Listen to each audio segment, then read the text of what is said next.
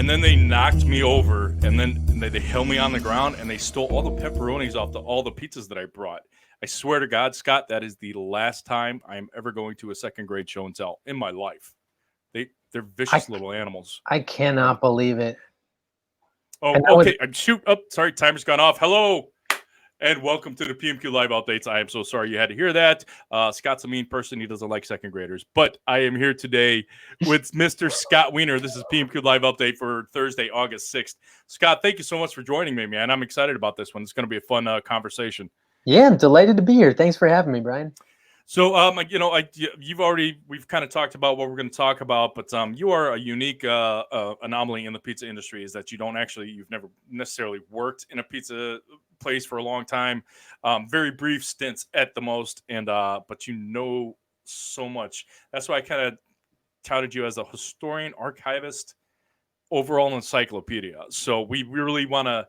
I want to thank you, and you have the business up there, Scott's Pizza Tours in New York City. So New York, right? That's true. Right. So you take all these, pretty much any tourist-based business, and people come into the town, into the city, and you take them out to the best, most iconic, most historic pizza places, and kind of go through it. I tell you what, just tell us who you are and what you do. Yeah, well, you nailed it. I mean, I take people to significant pizzerias all around the city, and we take people into the kitchens and explain the how and why, the when, the where, the who, everything they can possibly understand about pizzerias so they can understand the context. I mean, the point is New York City is a town of pizza nerds, and we want to turn everybody we meet into a pizza nerd. Oh, that's great. I mean, and people usually have to kind of make sure that there's availability.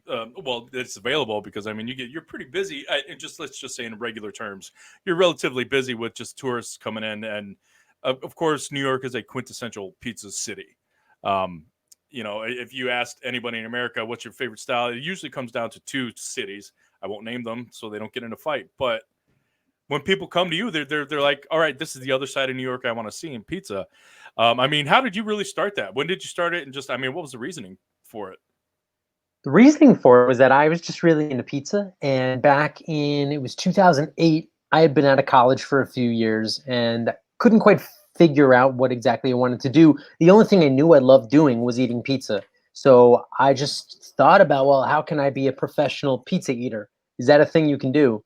And yeah, and I was just like looking around, and at the time I was like, well, people are writing blogs, people write books, but maybe you can't really do that for like a living. Well, tours, that was a thing that I started to see was happening around the city, and people were starting to do food tours. So I kicked it off in 2008, really small, just me. And then I started adding other tour guides throughout the years. Now there's a great team of us, about a half a dozen of us, and we're all totally obsessed with pizza. Well, and that's great. And like you said, you wanted to figure out a way that you could be a professional pizza eater. So it sounded like the passion of pizza was there before. This wasn't just a business you said, I can maybe make some money there. You chose a business to start that you had passion for. Yeah, money has never been the driving force, for better or for worse. So all the decisions that I've made over the years have been about what's better way to understand pizza. It's always been that. So a big part of what we do is supporting independent pizzerias and spending money at independent pizzerias. So it's been a cool way to do it all. And by doing that, by being so supportive, the pizzerias have been really supportive of me and of our company, and helping us do what we do. All right, so here's I just want to say before we get started, again, everybody just kind of chime in the comment section. I put up the links to his Facebook and the website. Now, before we kind of go in, I had it bolded here that it's no tours yet, only private tours. So there are tours, but they're private tours. It's not kind of a walk-in thing. It's 8 people or less. So, I mean, you are open right now, so I don't want to put this out there and you get an influx of calls, and then you have to say, well, we're not open yet. No, we are. So we've been open the whole time, but only by doing virtual tours. Now we are open to do physical tours, but those are restricted to not public tours. We used to do public tours. We'll do them again in the future, but now it's private groups. It's got to be 8 people or fewer, from 1 or at the most 2 family units, 2 households. And then we're doing tours that are 100% outside, totally COVID, what we're saying, COVID conscious or COVID safe. Right. So yeah, we are active. Well, that's great. I mean that was the main crux of the conversation I wanted to have with you is that as someone who works on the industry instead of in it necessarily. I mean, I guess as a pizza tour, you kind of do work in it, but I mean, how has this affected you and you kind of being you're not a restaurant business? Um, how does the restaurant closures in any big hotspot or any city or town? How's that affecting the local economy? All the other industries um, like tours and stuff like that. What have you seen in such a grand scope in New York? Well, with tours, you can pretty much ignore tours because tourism is totally paused right now. Very, very small groups like what we're going to be doing this month. But really, the restaurant industry, it's been interesting. At first, there was the 50% capacity rule, then there Yeah. was no seating. Now it's outdoor seating, and it's been amazing to see what happens because pizzerias in New York are all outside anyway.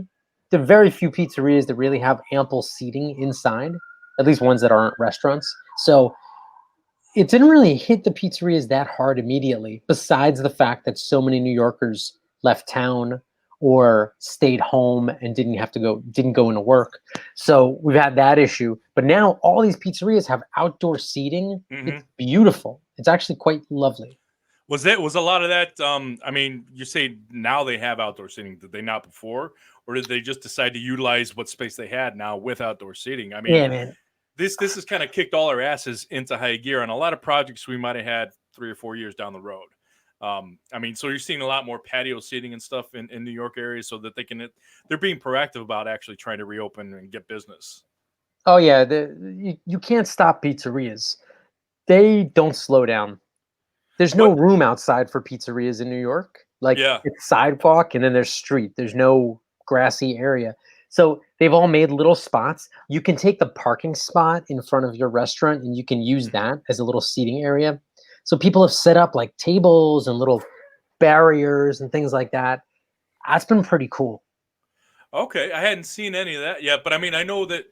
Well, I guess even in places like Chicago, the other city I was talking about earlier, I know they're having things like that. It's been more kind of battles over the parking space because now everything is more carry out and delivery. Nobody wants to park 20 minutes, 2 3 blocks away, pay $20, then go pick up the pizza and have to walk back. Oh my god, yeah. So they're trying to get the quick in and out parking. So places that are congested and dense, places that grow up instead of out, like New York and Chicago, that's a finite. I mean, that's prime real estate parking spots. Yeah, That's you insane. you can't like in New York, fortunately, nobody's driving around anyway. You're always on foot. So it's not that big of a difference. We always used to walk up to a slice shop and get a slice and walk. I think Chicago's probably having a tougher time because it's big restaurant spaces and seating Yeah. and you can do takeout and delivery, but New York at least has that slice base where people can go in and get a single slice and then just walk down the street the way we always did. That I don't think stopped. Well, I actually was wanting to ask you a question about that. Is that it- New York's also famous for street cart or food carts. How has that been affected? That as you've noticed, as someone who's a lot of times walking around the city and see it all the time. I mean, were there mandates? Do you know of any mandates placed on food carts, or food carts still kind of off the menu right now? You know what? Oh, nice food pun. I don't know if there were any mandates about food carts, but I'll tell you this: their clientele probably dried up because all the Yeah. offices have been closed. So the food carts really rely on that lunch service and on the breakfast service. So, like the food carts get dragged, they store them out in the boroughs. They drag them into a spot in the beginning of the day. They're there Yeah. for coffee, donuts, bagels, whatever, lunch, and then they drag them out at around 3 or 4 o'clock. So that's probably dried up already. Well, yeah, and like you said, I mean, it's all on depends on that foot traffic, and like you were saying, breakfast when people are walking to work or getting off the not the L. That's Chicago. I'm sorry. I'm a Midwest guy. My bad. We used to call it the L, But yeah, so they're Pacific getting Elevated. off the subway, the train, whatever. So they're still kind of walking. So that makes sense that a lot of that's dried up. How have you guys been faring lately? It's really hard to get any kind of accurate reading on how any part of the country is doing because there are so many just conflicting stories from all over the place. But I mean, how's New York kind of been reopening up? Have you seen like a slow reopening? Has it been successful in your opinion, as far as like seeing just as I would Yeah. say just as a consumer? It's been really slow to reopen because New York is so dense. It's like once there's a spark next to a keg of gunpowder, it's gonna go off. You know what I mean? So that's why New York has to be slow. Our case numbers are down, and it will take maybe 2 weeks for us to change that. You know what I mean? So Yeah. it's in our best interest to be absolutely on lockdown, just the way we were 3 or 4 months ago, and that's what we're doing right now. I barely have been out. I leave my neighborhood every other week, maybe. I'm hoping to get out of the apartment tomorrow, go on a little ride, but it's tough, man. A lot of Lower Manhattan has been shut down. Just the businesses are closed. Once things start to reopen, it's not going to be a lot of customers. It's the summertime. New Yorkers already like to get out of town for the summer, and now anybody with the means or the family connection or whatever gets out of town. A lot of people have moved out of town. So I would say 6 months from now could be a good time to move to New York City. Um,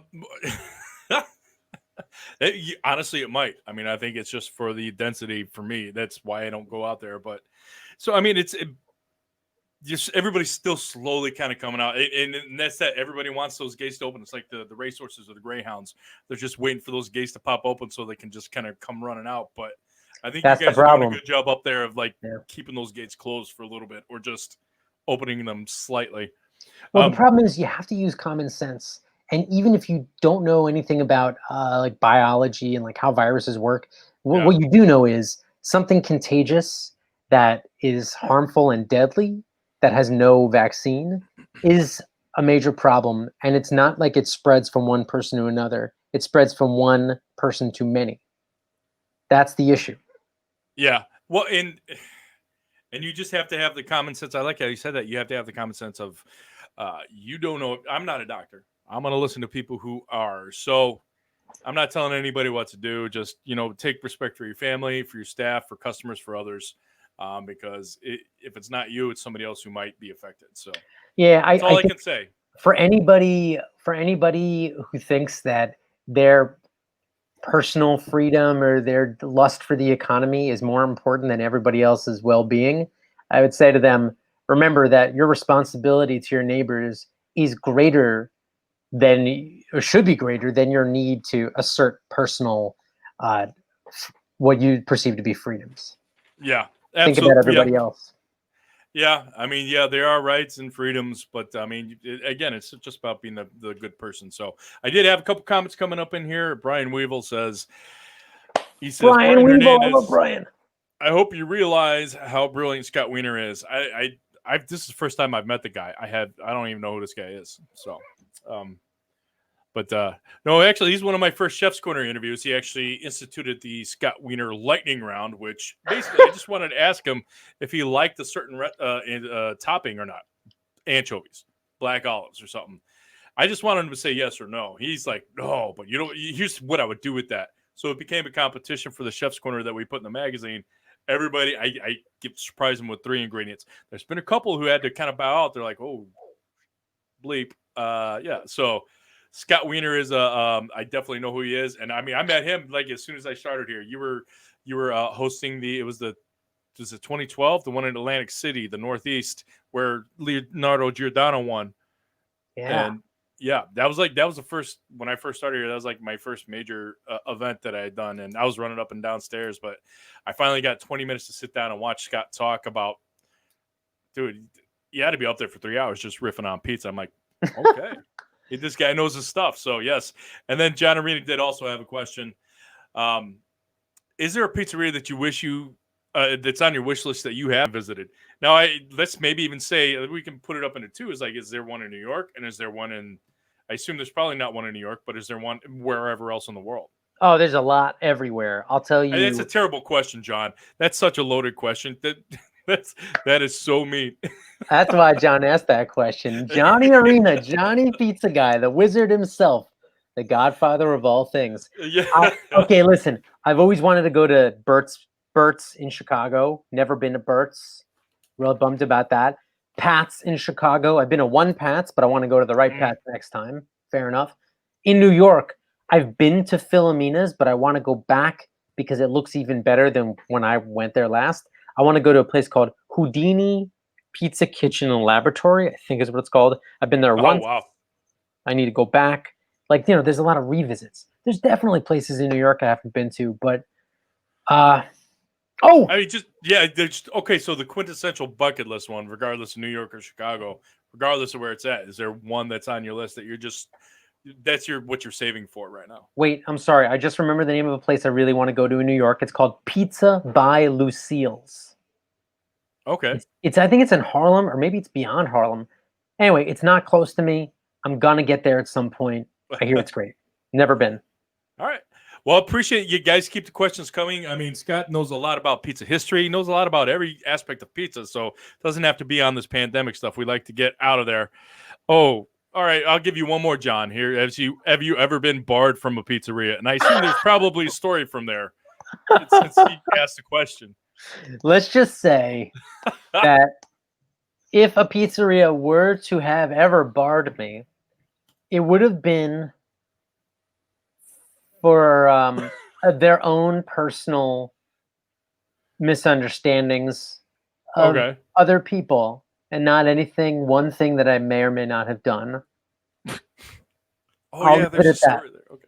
Yeah, All right. I'm just gonna say, look, the part of what we love about pizza are the stories, right? But a lot of those stories are regurgitated and regurgitated, and then when you start analyzing those stories and looking for fact, that Yeah. really ruins the story. And when Yeah.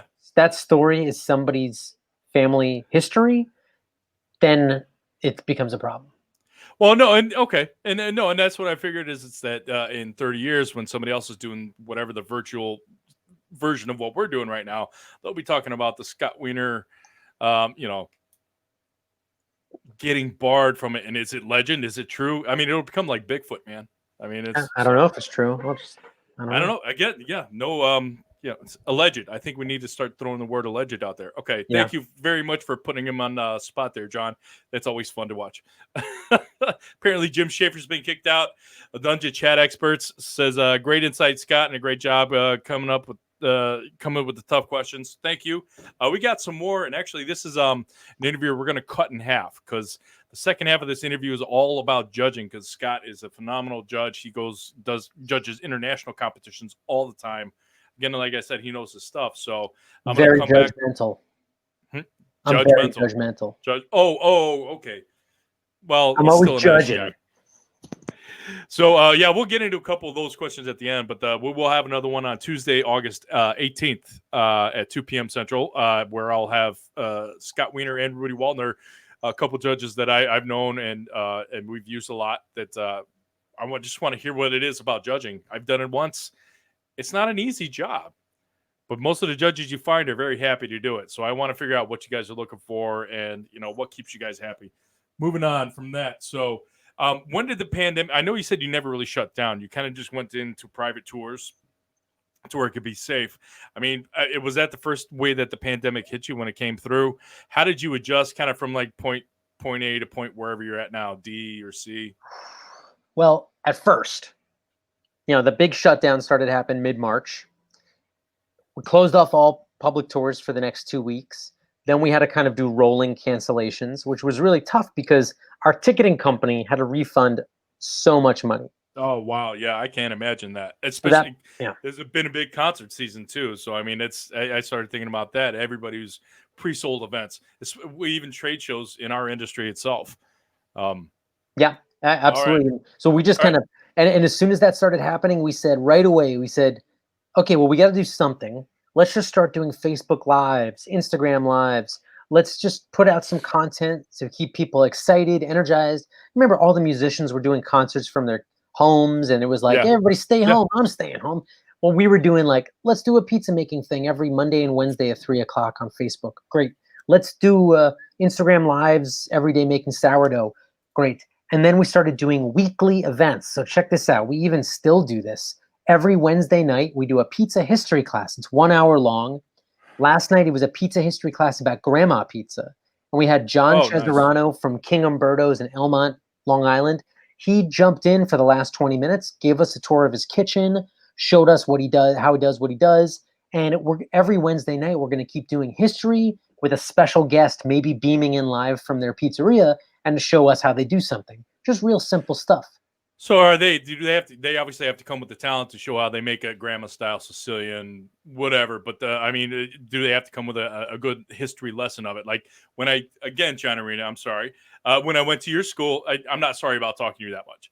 It's I went there and I actually got to attend one of the classes he has in his restaurant about the pizza history, and it's nice. So do you expect somebody to come and actually teach a little bit of pizza history as well as demonstrate the style? So I'll teach the history, and then that Okay. person will demonstrate something after. So last night we talked about Okay. grandma pizza and what that even is, and then who started selling it at pizzerias and when and how it's spread and why now it's basically known. While 15 years ago, nobody really knew what that was. Yeah. Well, no, and that's, I mean, that's actually great. I mean, because like I said, you have the knowledge there. So just partnering with a lot of these pizziolos, because they're out there, they're not all struggling, but I mean, I hate saying pizza's recession proof, but pizza has been very resilient. Look, everybody's For the most everybody's part, there's a struggling. lot of people hurting. Don't get me wrong, but I mean, it's been better than say burger, some other place. I don't know. Well, It's pizza is just built for speed. You know what I mean? So speed, delivery, convenience, takeout. Not a lot of dine in for a lot of places, but yeah. look, if you're ordering like a steak, that's not something I want delivered. I don't want a burger delivered either. Pizza delivery works. Yeah, right. It's a deliverable food. That's what I've always thought is that, Yeah, and look, as soon as that being Grubhub said, and all those guys came around, it's like, I don't want my McDonald's picked up and delivered to me 40 minutes later. It's hard enough if I pick it up myself to get home and get those fries before they're cardboard. You well, know, look, there's a payoff for everything. How much are you willing to pay to not get off the couch? That's how much Grubhub can charge extra. You know, maybe not Grubhub because they're taking from the restaurants, but somewhere like Caviar. Well, I'm just saying, like you order from Caviar or something like that, and they'll deliver anything anywhere, and then it's on the consumer. My yeah, restaurant, if I had a restaurant, I would say, hell no, I'm not charging somebody $40 to deliver a pizza. But if somebody said, I will pay $40 to deliver a pizza to get a pizza delivered to me, you're damn right that company should sell it to them. It's the yeah. consumer's world. Well, yeah. I mean, if they want to, that's fine. But you're absolutely right. There are the certain limits that I draw myself. It's like I know what the quality is going to be, and like you said, it is that do I want to get off the couch mentality. And yes, there are a lot of times where I'm like, no, I don't want to get off the couch. But especially at this point, sometimes it's better that I don't go out there, or you know what I mean. I don't know. It's really weird. We got to figure out where we're coming out of this dense It's forest of craziness right now it's before we get back to normal. well, So it's tough because the consumer can do kind of whatever they want, and as a yeah, producer, you'll probably make whatever they want to pay for when it comes down to it, because that's how the business will run. But right. there's a slippery slope right now where we're doing all these convenience things. Are we going to stick with some of them just because it's easy? Will we be doing more of this online stuff? If I say, oh, I want to fly out to Oxford, Mississippi and hang out with Brian, am I going to say, or I could just Zoom with him? Mm. I mean, personally, Scott, we've only had so much time. So come, actually, avoid Mississippi right now. I just found this out. I've been so yeah. concerned about all the other places I didn't realize my own state is getting nuts. So, but Why do yeah, you think that is? that's the mentality, and I 100% get that. And there's a couple more questions I want to ask you about the future of things past this. But you kind of brought it up yourself about what are some of the things that I've been having to do now that I might keep as far as like safety precautions. I mean, maybe we were pretty loose with our safety restrictions or health restrictions early on. I don't think we necessarily were, but this is something completely new. So, are there any things that you're doing now for your tours that you're going to keep that you didn't have to do before? You're going to keep? Have you talked with any pizzerias that are doing the same? Kind of keeping things past the pandemic. They're like, that might be a good idea. Well, there are some pizzerias that have said, you know what, I might not ever reopen with seats anymore. I might just do takeout Yeah, and delivery. I've heard it. Yeah, Yeah, if that's the thing, then that'll be a bummer. But for me, for tours, I really like the online thing. Like I love being able to do, oh, let's do a dough making session on Saturdays and let's hmm do a pizza making thing on Sundays and pizza history. I really like it for its accessibility because somebody might not want to come on a tour if they feel like they can't walk that much or they can't come to New York. It's expensive. The hotels are expensive. But for access, doing a virtual version of things, I think we're going to leave it on the table. And if somebody wants that, we'll absolutely provide that for them. Instead of waiting for you to come to New York to have a tour, maybe you could do a version of it virtually. And then when eventually you do get to New York, we'll be here. The experience can't be the same online. But if you want to sit here and talk and nerd out about pizza for an hour, we got you covered. Big time. Well, now I was watching my webinars beforehand, but now it's like every other day I'm working and I've got one on, between the World Pizza Champs doing their live chats and things like that. So, but I mean, you're very right. We started early on doing a lot of the virtual stuff because I was stuck at home and I could work from home, but I couldn't be in the kitchen here. And I'm like, well, what can I do? What can I do to help? And so I wanted to talk to people like this. So, I mean, this has become a new normal. And I think that's something that you're saying. That's a good addition. It's another revenue stream that you can add to your particular business. Now, granted, there's not a whole lot of stuff pizzerias can do virtually, unfortunately. No. But I mean, look, everybody wants to ship their pizzas frozen. Yeah. Right now. Yeah. Right now. People want to sell merch. They want people, at the beginning, it was very much a revenue stream of support. Hey, support us. We're a small business. Buy our t-shirt. Now people are like over that. So now it's like, well, what are you going to sell to me? You got to sell me something. But it's pizza making kits. It's buy our tomatoes and our flour. We'll ship them to you. But that's a whole other business model. I do think a lot of pizzerias are going to be okay. The tough part is in places like New York where the rent is crazy. And if you're paying rent on a space that's got a lot of seating you can't use, that's really tough. Yeah. Or if you're in Midtown Manhattan and there's nobody in Midtown right now. Well, no, it's like you're saying, you're just paying for something that you're not using. And that's unfortunate right now, especially since business is so low. And that's kind of why I wanted to ask the question, because it's your business model versus like an actual pizzeria, which is, you're I guess you are that little fish that swims along the shark. Does that make sense? Where it's like shark is the pizzeria, and then here's your business model is that you go to all the pizzerias and no disrespect, but you know what I mean? It's a symbiotic relationship. Isn't the shark gonna eat the fish? No. So those little feeder fish that hang on the shark and and then they eat yeah. Well, we can't function without the pizzerias. That's what I'm saying. That fish can't function without shark. So it's not that it's parasitic. It's a symbiotic. It's that you depend on these pizzerias so that you can get your business out there and actually get more people to like them, word of mouth up, and it helps them. So we're basically, you know what we are, Brian? We're in between the pizzerias and the consumers. Mm-hmm. And we're there to explain to the consumer what is going on in the mind of the pizzeria. For every awful Yelp review you've received where the person said, "Oh, the pizza was so soft and it was burnt and it was wet. Blah, it was terrible. They should leave it in there longer." For every one of those, every time you wish that you could have been there to explain to them what the goal is of your pizza and why it's going to come out the way it's going to come out, that's what we do.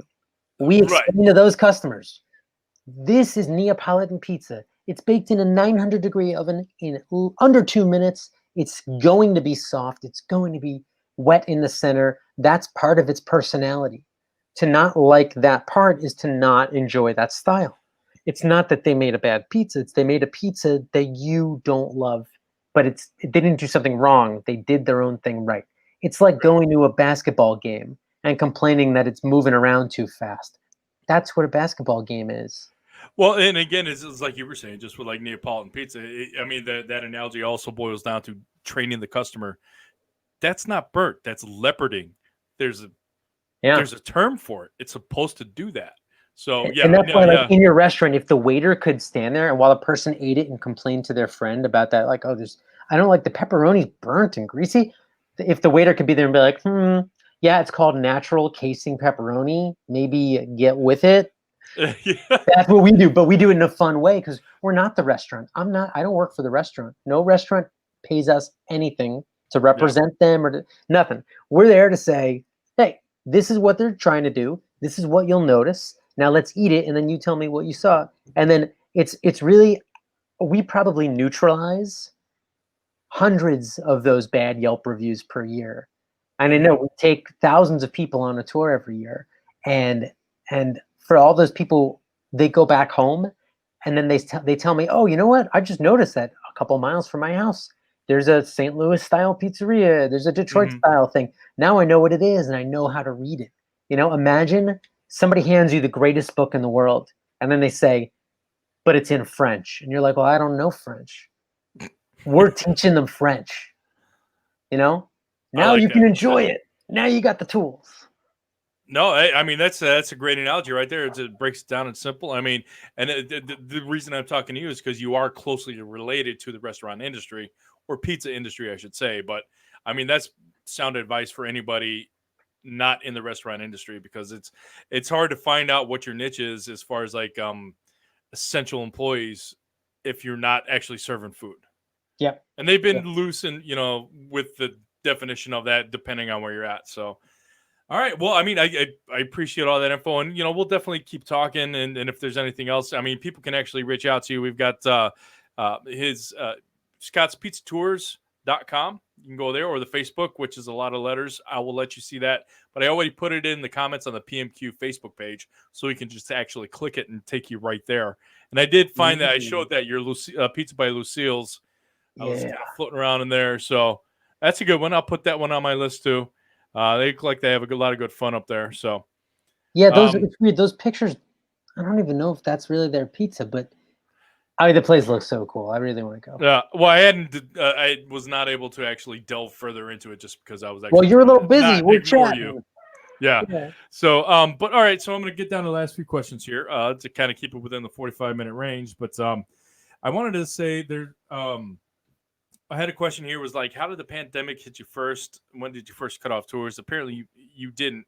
Um, it was kind of Well, like, we cut off physical tours, but then we but you went started into the virtual virtual online. Yeah. classes. Okay. So But I there's mean, like, just to be clear about it, our like revenue for running tours went crashed because okay. by 98% probably. And then what we've been able to do with running these online events is it's just a way to throw a bone to some of my tour guides. Hey, you can work, you can do this thing. I lose money Well, on every single one of them probably, but it's just trying to keep things alive and keep the ball up in the air, because right now it's not about money. It's not about, sure, the economy is a problem, but health is a bigger problem. So I yeah. would never send any of my tour guides anywhere where I wouldn't send myself. I'm going to be doing the first few public or in-person In person. physical Yeah. tours. Right. Right. Yeah, but no, I'm not sending anybody else into the foxhole if I'm not in there with them. Well, no, and I love that analogy. I've done the same things. Even as a GM or a manager, you can't ask your staff to do anything you haven't done before or would be willing to do. Same of any true leader in any military, government, Yep. personal life, business, whatever. So I definitely admire that. And I mean, this is just kind of a different side. This some of the advice is not going to actually be applicable to some other businesses, but I just wanted to let people in the industry here who actually follow this page and read our magazine, kind of know what's going on out there, because you got your finger on the pulse and what used to be a hot spot, but seems to be coming out of it, seems to be blazing the path. But so there was another one. Hold on one second. The first cutoff tours. Okay, so here's one thing I wanted to say. This is what the question was: is that you didn't necessarily shut down. You pivoted, and you pivoted well. Like you said, you went from live tours. It's like, well, what are we going to do with our time now? We're going to do virtual, which is kind of the same thing. Why I'm talking to you today, which is great. How did was there any downtime? Well, the question was going to be, how did you manage your downtime, and what did you do? Because I know you're always knee deep in something pizza, but it doesn't sound like there's much downtime. I mean, did you kind of try to sit down and come up with other avenues as well during this, or was it mainly focused on the pivot and trying to get people out there I again? almost immediately I sat down and wrote a whole list of ideas, and that included things like only doing tours on a bus if it was safe to do that, which turned out it was not. My good friend John Arena told me I should be doing what were they? Oh, the pedicab tours. I Oh looked into yeah, doing pedicab tours. That doesn't really work in New York. You have to have a license. They don't have any more licenses available. It's a whole thing. Thought about doing bike tours. Thought about doing pizza meetups. Thought about doing pizza trivia sessions. Like I started throwing around buzzwords like Yeah. subscription model, gamification. How do you, all these things that are cool and good for businesses? How do you do those? But look, the thing that I spent the absolute positive majority of my time doing is a project called Pizza versus Pandemic.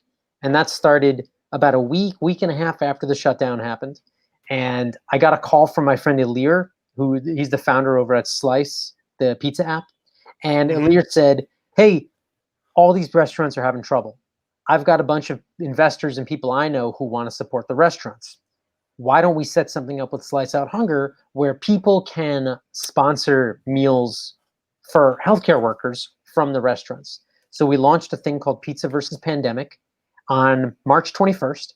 And since March 21st, we have raised over $620,000 to purchase pizza from independent pizzerias all across the country, all 50 states. We've sent 32,000 pizzas to 1,600 different healthcare centers, hospitals, clinics, shelters, etc. And it's by far the biggest project that I've ever been a part of. And that's what I've spent most of my time doing since the pandemic started. So the other day you asked me like, oh, what are you doing with the downtime? I'm like, man, I have never worked harder in my life than I have in the past 4 or 5 months. And it's fortunately been to do something really great. So Slice Out Hunger is a nonprofit. We're a 501c3. We do benefits and fundraising for healthcare for hunger relief organizations. Pizza versus Pandemic is a specific one where you don't have to sign up your pizzeria. We will order pizza from you at some point as long as we get money coming in to support that. So right now we're looking for people to go to our website, and if you click on the donate button, then you'll see an option to donate funds for Pizza versus Pandemic. That money will be specifically used to purchase pizza from independent pizzerias like yours. And then we've got a part on the bottom of the page where you can send a check or you can just send us money directly. And we're doing all this stuff. We're 100% volunteer run, totally volunteer driven. And we also have another great thing that I want to tell all your viewers about, which is that if a pizzeria wants to become a member of Slice Out Hunger, all they need to do is click on the button. It's the button on the left that says apply. Right now, yeah, there it is. The apply button. You can get a pizzeria membership. All you need to do is pledge to donate 30 pizzas per year or $300 per year that you raise from your customers, and that gets you into the list. So if you scroll down on that page, there's a membership. Oh no, not on that page. Maybe it's a membership list, which is under the About section. So if you go to About and then you go to Members. I'm gonna take it off. I'm sorry, guys. I'm All gonna right, take it off. all the way No, to I'm the just right. gonna take it Yeah. off full screen. But yeah, it's If you there go we to, go. It's easier to manage that way. So, I but got you. So yeah, yeah, if you Slice go Out to, Hunger. I've put it up there. So I mean, basically, and I'm so sad that I completely forgot about that. I want you to talk a little bit more about that. yeah, man, that's the big. I mean, like, look, Scott's Pizza Tours has just kind of been, tiptoeing along, staying alive, but doing our thing. Slice Out Hunger, very different animal. We raised over $500,000. So if you go to the About section, which is on the right side, it's next to Mission, then you'll see a drop down list that says Members. And if you look at the Members page, then you'll see a map of all the pizzeria members all around the country. And then you'll see a little button where you can apply. Fill that out. Let me know where you're at. I'm going to send you a membership kit, and then you will be a member of Slice Out Hunger. Wow, that's great. I know we were doing stuff with the U.S. Pizza Team too. Like it was a few years ago when all those hurricanes were coming through. But I know you guys as well were like, was it Howie, Harvey, Yeah. and Maria, Harvey, Maria, and there was a third one I can't remember. But yeah, you guys are doing great. So I mean, anybody who wants to go there, I put that into the comments on PMQ Facebook. It's a clickable link. Slice Out Hunger. Go there, check out the about, figure out where you can apply, how you can help. But I mean, that's great. That's a good pivot right there. You were doing a lot of good with your time down. So, because Slice Out Hunger is not just about, it's a disaster relief, more or less. I mean, but a hurricane is It's the hunger disaster, relief. pandemic's the disaster. It's anywhere where something might affect people being able to eat. Yeah, we're basically like, look, we're trying to pull pizzerias together to unite pizzerias all around the country in a Mhm. common goal of supporting their neighbors. It's not, there's nothing about it that's political or religious or anything that anybody might have anything that they want to argue about. It's helping your neighbors. That's the most important thing you are. You're a pizzeria. Growing up going to pizzerias all the time, pizzerias were like my third space. They were, Yeah. I'm not a coffee shop kid. Yeah. There's home, there's school, and then there's the pizzeria, and that's where you Homeschool, Chuck E. Cheese, or Showbiz Pizza, or Oh, Pistol Pete's, Nevada. I don't know if it's still wow. open, man. That's like 30 years old. I know everybody's a lot younger than I am here. So Pistol Pete's. But yeah, that's great. It's like you said, it's that for a lot of, I mean, even when I was in high school too, there was a pizzeria we had always used to go to. We get a slice of pizza and we play video games. So it is that kind of that third space where you want to keep people going, but that third space can also be very helpful. So, I mean, granted, this is not something that you're going to do just so that you can get more customers. This is something you do out of the kindness of your heart. But there are, as you can see by that map, wherever it was, there are so many people already signed up for that. That's why Yeah. the pizza industry is the best in the restaurant industry. And listen, Restaurant industry is cutthroat. Yeah, no, pizzerias are there for people though. We're running that whole organization out of the room that I'm sitting in right now, out of this little Nice. Oh, box. that was like what, about 4 years ago when we interviewed your box storage unit. Oh, wow, yeah. Whew. We got some old stuff. All right. Well, I'm going to ask you just one real quick question. Guys, I do want to remind you, we're going to use this last time for you to get your comments or your questions in here for Scott. I want to thank Scott again and Scott's Pizza Tours and Slice Out Hunger for all your time today, Scott, and all the good information as an observer of the industry who's very much involved in it. Absolutely. That's the main thing. Awesome, it's not some just random Yelp person. No, you can observe it and be, objective. But I want to ask you, you're also a judge, and on Tuesday, August 18th, it's about a week and a half from now, I'm going to have you on here with Rudy Waldner, and we're going to talk about judging, what kind of what judges look for. It's kind of more of a thing for actually people who want to compete in pizzeria or compete in pizza competitions. But I wanted to kind of ask you, as far as, what do you see? The big thing in our industry is trade shows. A big thing in our industry is trade shows and in-person competitions. What do you see the future of in-person competitions being? Because we've had several competitions, as you know, through the year, be scheduled, rescheduled, then canceled, then rescheduled, and then postponed. I mean, what do you see what it is? Because, I mean, we're even trying to do a virtual pizza competition right now just to maybe get people practice for the pizza pasta in October in Atlantic City. So when is it going to be safe? Do you think it ever will be? And if it ever is, let's just say if it ever gets back to normal, what do you think the changes are going to be in that? And then past that, we'll leave the rest of that information for the next conversation. But well, I do think that once there's a vaccine in the picture, things will start to edge back to something like what we saw before. But look, let's say there's a vaccine in a year, it's going to take more than 10 days to deploy the vaccine over everybody who needs it. It's going to be years. So forget what normal means. Forget that word. I do think that we're going to just rethink it. Like, listen, what is a pizza competition? It's testing up the skill level of a bunch of people. Can you do this completely online? I think so. I think that okay. No, I'm sorry. I didn't mean to interrupt you there. I didn't want to lose my train of thought on that. But I mean, I thought so at first, and then I was talking with some people, and I was talked out of it. The main thing for a culinary pizza competition, wouldn't you agree, as a judge, is taste. How can you judge that virtually? Yeah, but forget everything you know. Forget all that stuff. That's not happening. Forget everything you know. Forget. I'm there, Brian. When I say everything, I mean everything. Let's say you get 5 people who are competing. You give those 5 people a list of something they have on hand, of specific ingredients they have on hand. Maybe you ship it to them. We can ship food everywhere. We can do this. Then maybe it becomes, you got 10 minutes to do this, execute, and without being able to taste it, taste is no longer a part of the specific competition. Maybe it's who can execute this mission the best. And that mission's execution may have nothing to do with the actual taste. It might have to do with, can you make a 3-dimensional pizza that features X, Y, and Z? Maybe. But look, the stuff that we're looking at right now, where it's a big event and people get together, it's not going to happen like that for a while. And this is, I mean, this was already postponed or canceled this year, or not was postponed from like April to November and then canceled, and it's going to happen next year. And I was actually just trying to kind of get to the footage of the pizza stuff. This is just one of our brag reels. This is how much fun we have with the U.S. Pizza team. But I love Wilhelm.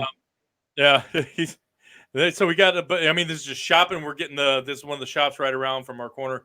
But I mean, that's what I'm saying. You don't think that's going to happen? Now here's what I'm going to say, and I might just keep this. I'm going to write this down, but I'm going to keep this point to where I might actually have to argue with you. Is that I don't know that you can have a good culinary competition online, because I saw it. I thought about it, and I was all excited. And I talked with a couple of my US Pizza team council guys, and I don't know. I mean, you can send the full, if you have a culinary judges competition, culinary people judging the competition, they can kind of piece it together in their mind and have the flavors.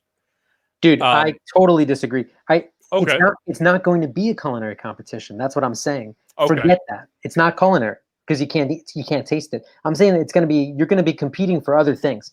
You definitely can't have a culinary competition where you can't eat the food, but maybe it's a technique competition. We can tell somebody's technique by looking at, let's, open the pie. Let's take a look at its crumb. Let's take a look at the bake on the underside. Look, we just have to change the meter stick.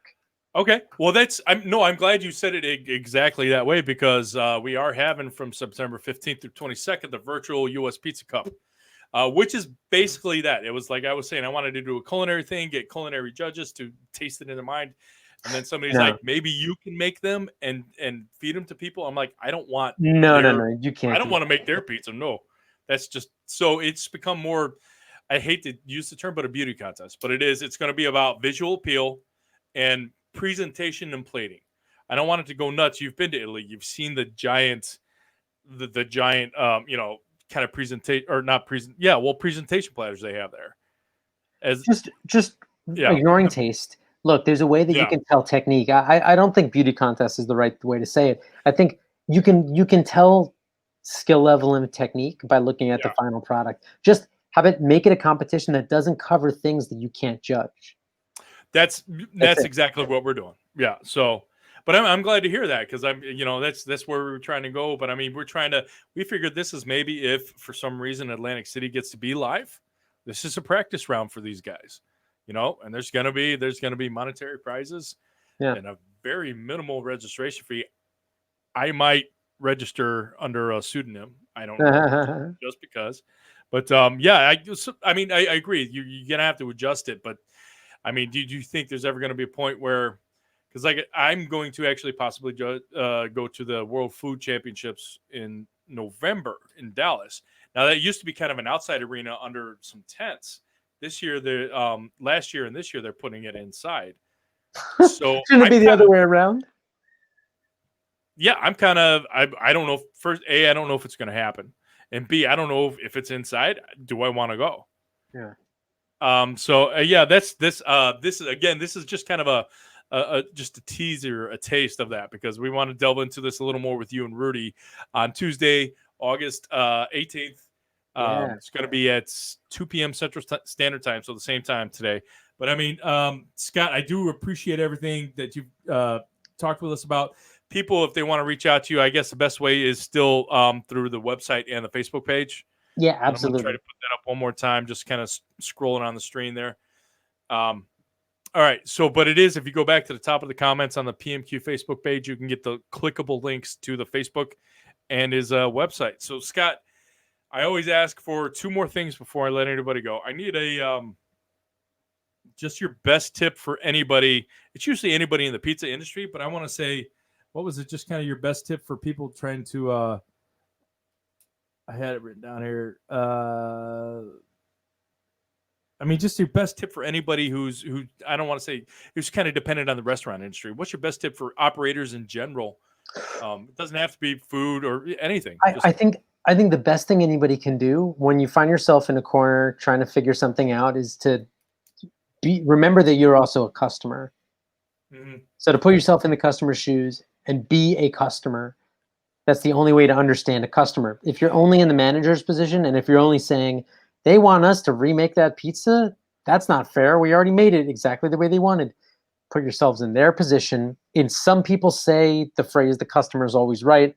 I think it's more like just remember the customer's perspective and where they're Yeah. coming from, and it'll just help you navigate those weird, sticky situations. Well, I really like that because I try to do that same thing. I don't think enough people do in the restaurant industry is still have that customer perspective. Now, granted, yeah, some customers can be unreasonable. That's fine. But Absolutely. if Yeah. you think they're unreasonable off the get go, sit down and try to figure out why are they acting like that. And Yeah, when man. I Like, call up to yell at somebody online about my AT&T bill or something, I'm going to yell at them. And the first thing I say is like, I know it's not your fault. I'm going to get loud, but this is my problem. What can we do to fix it? But I mean, I don't think a lot of restaurant people have that. They're just, I mean, with the age of Yelp, it's just people get so pissed anymore and they're so quick to snipe at each other. yeah. Look, my tours get reviews that say it was great, except it rained 1 star. You know Well, what I mean? gosh Like, darn it, Scott. like Come on. exactly. It's the kind of stuff that in the restaurant when somebody says my food was cold, and then the manager wants to write back, "Did you tell us when we asked if everything was okay? Did you just say yeah, everything's fine, and then you went home and wrote about this?" Yeah. Like, look, that's where it's a problem. It happens to me. It happens to everybody. But look, just put yourself in their position. You can always make every negative into a positive. When that person says, "Oh, but it rained," look, that 1 star review is going to damage my overall number. But when people read it, they'll see that that was kind of a foolish review. And if you write something back saying, "You idiot, how do you expect me to control the rain?" That's not a good idea. But if you write something, "I'm so glad you enjoyed it. I love that it was everything you expected. Oh, and really so sorry that the rain was enough to ruin your Then day." That leave it at that. Leave it at that. No snarky like, "Well, if I could control the weather." well, it's I mean, you got because yeah, right. I mean, but you have a lot of the armchair quarterbacks being the yelpers, and like you said, you got to kill them with kindness. I like that. That's what I try to do too. And then after the second time, you get the mean Brian Hernandez that everybody hates that I hear about. That's the most time I hear about it. I can't But imagine that guy. Daniel Perea says he didn't order this. So that you mean like when people complain at the table that they didn't order something? After they've eaten 3/4 of it. Yeah, exactly. Yeah, I didn't order this, and here it is. I Can you don't take know, that but off my Daniel bill? Perea, our old previous media producer, man, he's got some I talent. love He's been there Daniel. for 10 years. He's been at pretty much every pizzeria that we've done, so he knows all about that stuff. We do have a couple more. So we got Mike Madden Mike saying hey Madden. from Mike Reno. Madden. Wait, Madden, hang on a okay. second. He's in Reno now, but this is Mike Madden from New Jersey originally. Just want to let Mm. everybody know. Mike Okay, Madden. so we went to the littlest biggest city. What does they call Reno? Yeah, So- biggest little city. Big. I I love love Mike Reno. Madden. Awesome. Well, thank you for Wait, tuning he's in, got a Mike. place called South Creek Pizza. Everybody's got to go check it out. Up there, you said New Jersey or New York? No, he's in Reno, South Creek Pizza Company. Oh, okay. He's Oh, okay. from So he's in Jersey, Reno, but he's from. Okay, lives in gotcha. Reno. Yeah. He's just gallivanting as a Reno Indian, a Nevadian. I don't know what they call each. Yeah. I was trying to figure out what the Oxfordites or Oxfordonians or Oxfordians. Oxfordians. Oxfordians. That's what it is. Yeah, it's just insane. So Lee Smith, we were talking about the online. This was about the competitions for online submissions with a lot of list of rules, and I'm actually writing those right now. The rules were very kind of vague in the beginning, but I'm going to make sure that everybody adheres to them. Possibly not a major competition, but something smaller to keep people interested and engaged. And yeah, Lily, that's exactly what we're trying to do. Is that we got to get out there. We got to keep people engaged, give them some practice for some when they can go into keep that competitive spirit up. I think is the best way to put it. I totally agree. Like what Lily just wrote about you just it's a different competition. It's not this year's best pizza maker. Don't touch that stuff. Leave it alone. No, Make it something else. Even if it's something like, let's get 3 pizza makers, dough, sauce, and cheese, and then the judge says something like, "All right, calzone," or I want sauce on top of cheese. Who can do it best? I don't know. Something well, and stuffed crust. yeah, well, in the U.S. Pizza team, or yeah, we're setting it up to have photography and culinary judges to look at it to kind of take both aspects into care. So if we can do like 50-50, it'll even itself out. But I don't want to make it consistent on just one thing. It's got to look good. If somebody puts raspberries next to black olives just because the color contrast nice, you're out the door. No, seriously. I mean, I was writing this right before I drove to the studio here to talk to you. No, I need to make those stipulations because I know these pizza competitors. They'll try to find those little loopholes. Yeah, if it looks good, I love that, you know, the picture of raspberries, the color of raspberries next to black olives. Is that going to taste good? No. So there has to be a culinary aspect to it. There has to be, but that's the trickiest part. How do you manage that virtually? So these are things that I'm willing to listen to. And again, we're writing the playbook as we go now. So we'll figure it out. You pay attention. You start with your limitations, right? Right. You say like, okay, well, it has to be X, Y, Z. Okay, draw the box. Then there's a lot of room inside a box.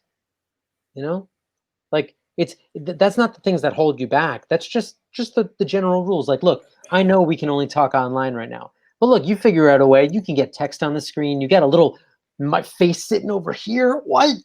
You know, like okay. So I'll tell you what here, real quick, Scott, and this is probably history. This is real-time history being made. If you're still around, I know we're going over time, but I knew it was probably going to because I love talking with Scott. Yeah, all right. I like hanging.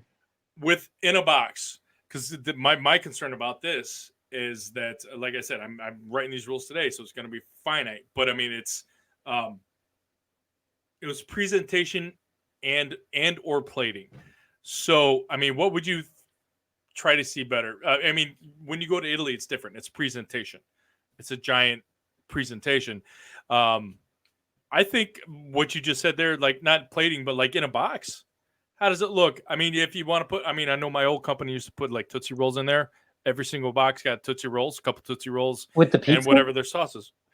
Yeah, I don't know why it happened 30 years ago. They've been around for 30 plus years. I think that's a cool move. I mean, the kids love it because let's order from that place because it comes with Tootsie Rolls. And what are the parents going to do in it? Palate cleanser at the end. It's the dessert. Yeah. So, but I mean, that's how much presentation can you get in the box? It's a good question. I mean, really, what's deliverable. It's just remember the limitations and what you got. But like maybe you go about it from the other end. Maybe it's like delivering it. Like, how do you deliver a pizza better? Do you not cut it? Do you give people their own slicer so when it arrives, it's not a mess? Do you give them the reheat instructions? Does it there's so much that you can do with that. The game's not over. Do you deliver it with a little package of the parm and a little package of the oregano and instructions that say, dust this from 10 inches off the pizza? Like, seriously, scan this QR code, watch a video of how we do it, and just letting the customer finish their own pizza. It makes it part of it. The kids want to do it. They want to order from you because then they get to finish it. Yeah. Everybody can try to do their salt bay. I don't think I can get my... Exactly. You can do the salt bay. Well, no, I like that, the participation of it. So, I mean, again, it's one of those things where we're all still learning. So, any suggestions are welcome here. This is kind of what we're getting ready to do. So somebody's going to submit these pictures. They have to have a picture of the pizza, the presentation. They also have to have a picture of the side slice shot so you can see the crumb structure. So you know which one I'm talking about, where you can see the slice, you can maybe see the gum line, but you also see cornicione. I'm trying to figure out how to word that into just like regular stuff where a lot of people don't know, like gum structure. You just got to give them examples of the picture. Yeah. Say like, give us this, the overhead, the side view, whatever. I mean, in your opinion, I mean, that's just for this one, that's what it's about. It's just, let these guys test something they might use in competition later, but just, it is very much, it has to be a functional pizza. It can't, like I said, be weird ingredients just because the colors go well together. But, we eat with our eyes first. That's what we do. Honestly, if that doesn't look good, I'm not going to eat it. And it might taste magnificent. It might look like shit. I'm allowed one. Might look like, but it might taste better than anything I've ever had. But it's just because it looked gross to me, I might not eat it. So yeah. All right. Well, I mean, okay, and then I'm gonna have to cut myself off here because, like I said, it's a whole second interview. All right, Scott. So the second question I was going to ask you of the final two questions is just a positive affirmation for the industry, the restaurant industry, the pizza industry, tourism industry. Honestly, because I mean, you're deep into that just with your business. So keep people positive, man. Positive affirmation is not hard to do with this. Pizza is strong. Pizza's not going anywhere. Pizza moves fast. You can make changes lightning quick. This is not fine dining where it takes a lot more to nudge things. Don't be afraid to make big sweeping changes, and remember that your customers are there's not a lot of options right now. Your customers are with you, and if they're willing to follow you, you can mess around and make some really interesting stuff right now, and make them part of it. Maybe it's, hey, join our pizza of the week club, and you get some, like, we're just gonna bring you the pizza every Friday, like out of the box stuff, like we were talking about, Brian. Well, and that's You can just do anything. You can do anything. well, that's the top of your head. I mean, as far as like, okay, I'm actually gonna chuck one more at you, and then I'm just gonna say Mike Madden says biggest little city. Thank you for the clarification. Brian Weevil says stop. I'm not sure what it is, but or keep swinging. Oh, here we go. Okay, but I didn't want to put this up there, Daniel. All right, now you're banned. I love it, Daniel. I love it. Once he's Open mind. once he's independent, he's like, man, I just gotta be out there.